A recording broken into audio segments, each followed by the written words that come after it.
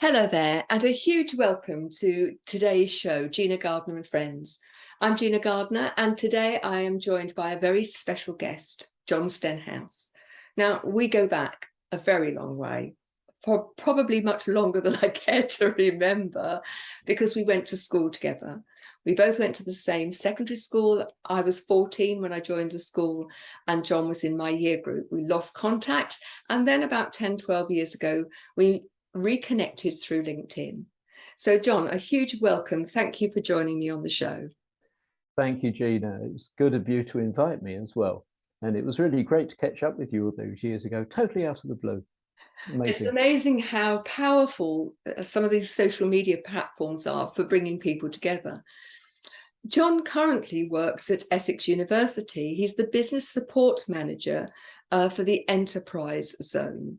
And he works with people who are just starting out on their business journey. But John, thanks very much. We're going to be talking about why do I do what I do? So come on, why do you do what you do? It's a very good question, which I keep asking myself, because why do it in the first place? But I get a real kick out of helping innovators. They don't have to be young. They can be more mature, but I get a real kick out of helping innovators get their ideas off the ground. It's so confusing out there. I know from my own life experiences how confusing it can be. And just clearing the fog a bit is sometimes all I do. And I don't exactly part the waves, that's going too far. But clearing the fog a bit is one way of helping these businesses understand what's available to them. And I get a real kick out of that. And I've done it for so long now. It's almost a bad habit that I've got that I can't get rid of. It's interesting, isn't it? Because if you look at the business landscape over the years that you've been helping people clarify things, that's changed such a lot, hasn't it? It has. The internet and the knowledge that you can gain from the internet has revolutionized how you go about finding out about things. But it always comes back to, am I asking the right question? And you can Google it, but what do you ask Google? You can Siri it, but what do you ask Siri? And that's where I come in, I think, because I've got used to asking those questions and getting down to the nitty-gritty that needs to be answered. And there isn't a straight path anymore. There's no everybody says there's centralized online facilities from government websites and XYZ and what have you, but they're all so confusing, so confusing. There's no simple path that you can follow. And what I'm doing now, which is raising equity for innovative businesses, it's not an exact science. It's not black and white. It's very murky in places. And you have to dig really deep into lots and lots and lots of things to find just one little fact that will make a significant difference. That's what makes it intriguing and fun. I should have been an investigator, I think. I'm going to say you'd make a great detective, wouldn't you, to find your way through to that one little gem that's going to unlock the case, if you like. I think that's true, because I was always a history buff. I enjoyed history at school. I didn't enjoy the way it was taught, but I enjoyed could say, Mr. Hill. Yeah, we mustn't talk about people like that. But despite Mr. Hill, I still kept my interest in history, and for a lot of the time because I'm a qualified accountant, I did a lot of forensic accounting work, digging deep into companies, finding out what was going wrong or why it went wrong, and then finding a way of fixing it. So I suppose it's that kind of the way to tackle problems, okay, is something that I probably am better at than some people are. I think it's interesting that lots of people focus on the problem, and in doing so, they just get stuck in that going round in a vortex of, I've got a problem, it's difficult, I don't know what to do. I've got a problem, it's difficult, I don't know what to do. But when you start to ask the right questions, that enables people to get off the roundabout and to start going along the road that they need to go along in order to get some momentum going forward. Oh yes, it's not always a problem. It's No. a perceived problem because they've got their blinkers on and they can't see past that. And you know, that's why I wasn't a very good accountant in that respect, because I always wanted to look to the future. What do I have to do now to get to where I want to be? Whereas most of my counterparts were looking at the historical part. But What have you been up to? yeah, but because I was so good on the forensic side, I'd go in and say, well, it's the reason for that is because of that, you know, and they'd all go, well, how did you get there from here? And I said, and I couldn't explain because I just knew that that was the problem. And it was almost like you've got foresight in that respect. And it sounds crazy when you think about it, but that's the way my brain works. It's the way it's wired I would out. suggest that you were using data and a combination of that and your experience and your intuition. So where would you start, John? But I used to go around asking people, where do you want to be in 5 years' time? And then supplement it with 10 years' time and things like that. Because if you're going to run your own business, or if you are running your own business, it's got to align with your own personal objectives.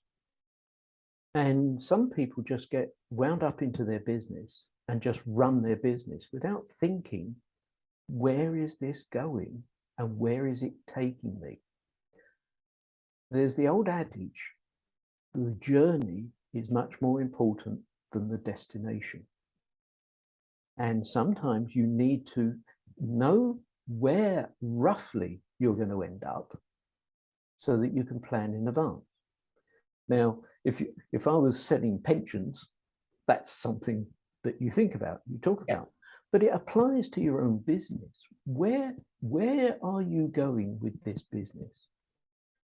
Some people call it exit strategies. Sounds very grand.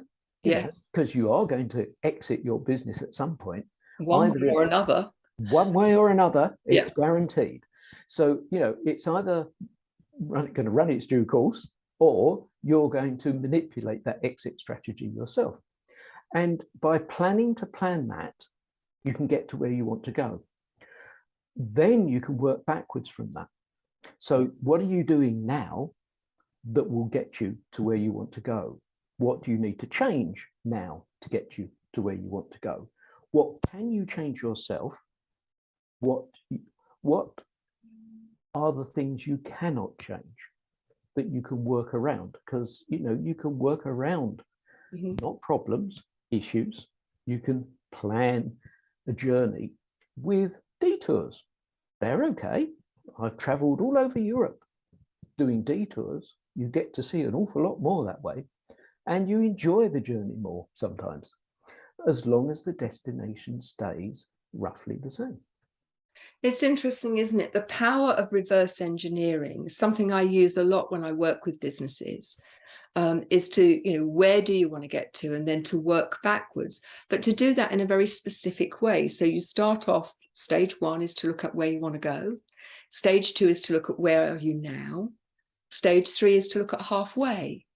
And sometimes things are pump primed, so you get there more quickly than halfway, more than halfway in that first half of the time scale you've allowed yourself. Sometimes it takes a long time, and you know it's going to take time for things to establish, and then once it's established, it motors away in the second half. The next stage is to look at 3/4 of the way and what needs to be in place. Then you look at a quarter of the way, and then you break the quarter of the way down into months in terms of what you're going to do month by month by month. And it's a really powerful way of organizing your resources and your time. And if you've got a staff, how people are going to work and what the challenges are that you need to deal with. So, for example, if you're going to be advertising something, you know, when do you need to get it to how long do you need the advertising amount of time to be? well, if the printer's got to have it to you by June, when do you need to have the copy to the printer? When do you need to write the printer so that everybody can okay it before it goes to the printer? And people often forget that run up to things. And that's a very simple example. It is. And the whole idea is that you expect the unexpected in the course of the journey. So nothing surprises you. You might not have anticipated it's going to happen, but when things happen, you don't express surprise. You say, okay, what do I do to deal with this? It's not a case of shock. It's a case of managing the situation. Yeah. And in doing that, you then empower your staff to think the same way as you and know that they have the confidence that you will deal with issues when they arise, as long as they don't keep bringing the issues to you. Because I keep saying to someone I'm mentoring at the moment, you know, how many good ideas do you get to hear from your staff, and do you react to the good ideas, or do you just react to the bad ones? You know, so it's a case of just keeping that going. There's something else that springs to mind as well, because if you're starting out for the first time, okay, it still applies. Where do you want to go with this? But the other question I ask is, who's going to buy this? Why? And they're not going to buy it just because it's new. They're not going to buy it just because it's a great idea. They've got to have a reason to buy it. And what's that empowering reason that will make someone buy something? And often I see some great ideas, but who's going to buy it? Do they need it? And that's selling to wants and selling to needs. Yes. Everybody wants something, and they'll keep wanting more, which is the salesman's technique. I want a new car. Every year I want another new car. But do you actually need a new car? This is the point. And selling to people's needs is far more important. So they're the kind of areas that I look at. Quite deep, really, in many ways. But that's the way I approach. So, John, imagine I'm coming to you with an idea. I haven't actually started my business yet, but I think I've got an idea, and I think it's something that people will need. What sort of process do you take people through to help them crystallize their thinking and create something that becomes a real entity from that idea? Well, the best ideas are ones that solve problems. If there is a genuine problem, and I mean a genuine problem, then the solution is often the thing that sells itself, and that makes life easier. If it's just doing more of what everybody else is doing, then you're just entering into a highly competitive market, and then you hit problems with pricing, volumes, and other things. And so what you have to look at it, if you've got a solution to a problem, they are the best ideas to go forward with, because a good solution to a genuine problem will sell itself. People will want it. They need it. They have a problem. They need it. They will buy it. Yes. And that's the most straightforward way.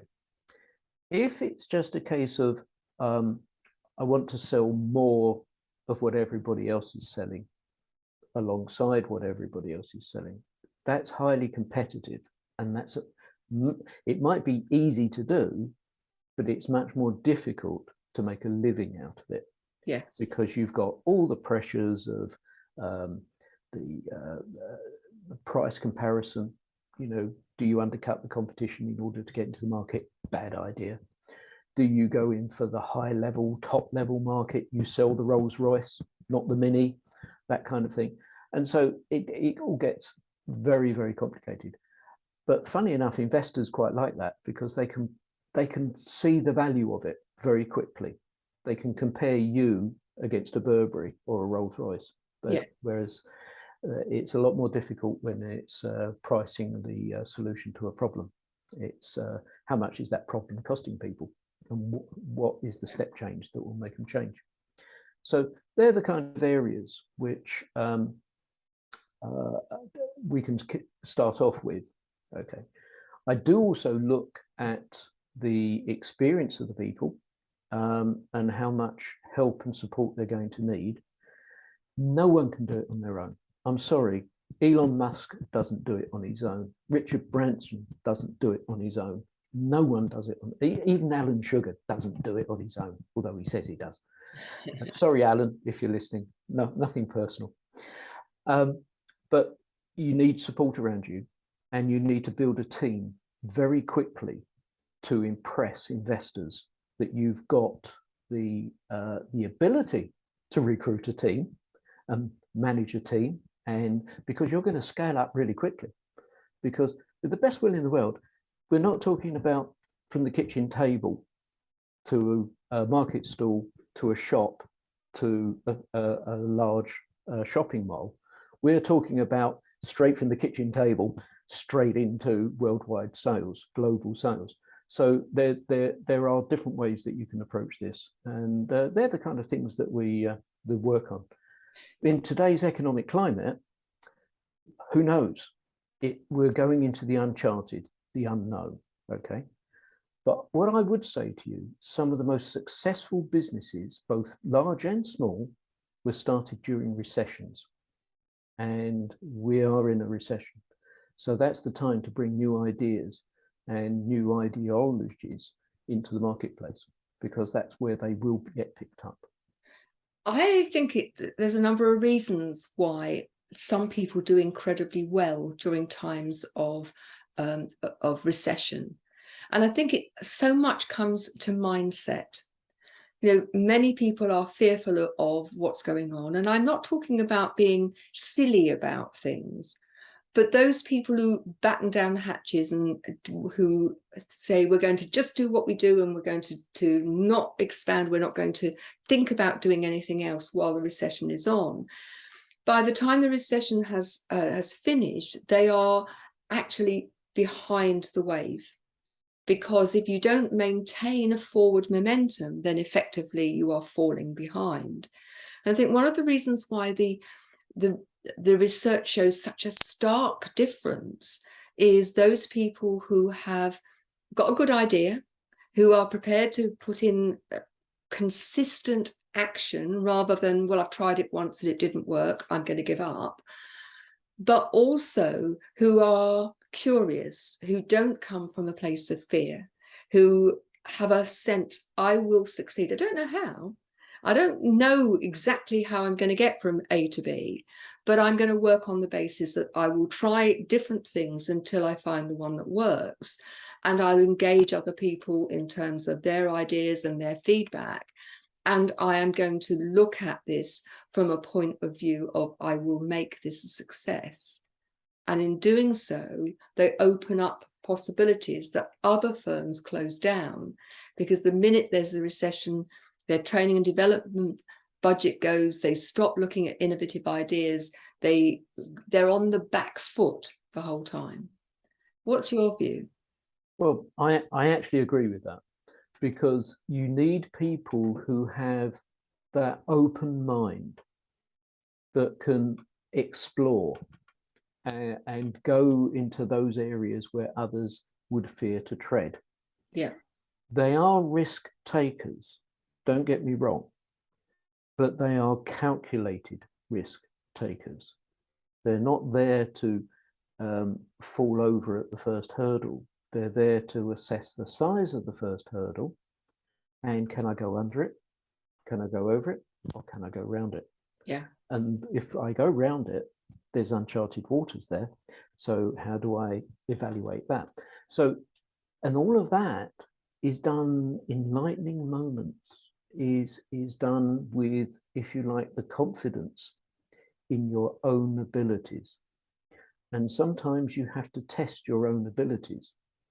There was a couple of things that over the years that I've picked up, okay, that, you know, in America, the investors ask, how many businesses have you had that have failed?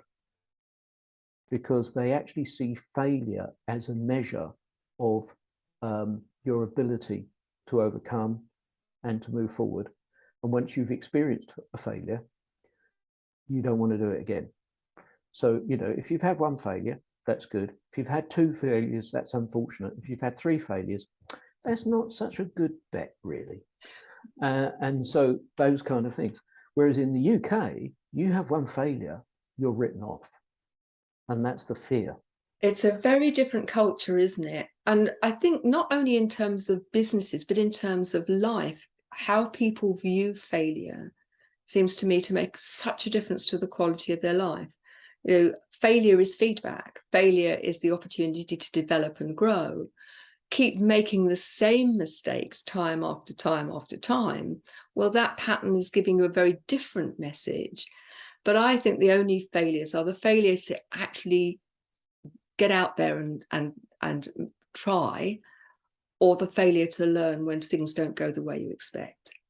Yeah, and I've seen a lot of, because I did a lot of work with the Prince's Trust with Get Into Business program, and it was a great opportunity for young people to try self-employment, yeah, without the fear of failure, because, you know, 2/3 of new businesses do not succeed because they're ill-prepared, not ready to take those kind of risks yet in their lifetime. They might be more able as they get more mature. And we would like to see more businesses succeed in their first 3 years. First 3 years is a real milestone for a business. And that's a real test of where you go in the future. So I'm always encouraging people to try. Yeah. But I never knowingly set up someone to fail. No. That's the difference. I would not steer someone towards it unless I thought they had the ability to do it. And then it's a case of the willpower to succeed. And I think that's going to have to be where we finish our conversation today. We've run out of time. Where can people find you if they wanted to have a chat with you about what you do and the themes we've talked about today? Well, most people find me on LinkedIn. I am very easy to find on LinkedIn. There aren't many John Stenhouses on LinkedIn, fortunately. And I do actually stick out like a sore thumb. And I do have an email address, which is UEZ, that's Uniform Echo Zebra, at essex.ac.uk, which is my university address. So yeah, more than happy to have that casual chat, informal. That's what I'm here for. Brilliant. So it just remains for me to say to John, thank you very much for being on the show. Thank you very much for listening.